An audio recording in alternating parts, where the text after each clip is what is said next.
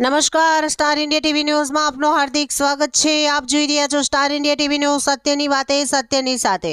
પાદરા તાલુકાના ડબકા ગામે તારીખ 13/4/2024ના રોજ માની ચૈતન્યસિંહ ઝાલા ધારાસભ્યની ગ્રાન્ટ તથા તાલુકા પંચાયત ચેરમેન શ્રી પ્રદીપભાઈ જાદવની ગ્રાન્ટ, જિલ્લા સદસ્ય કૈલાસબેન જાદવની ગ્રાન્ટમાંથી વિવિધ કામોના વિકાસના કામોના ખાતમુહૂર્ત કરવામાં આવ્યા।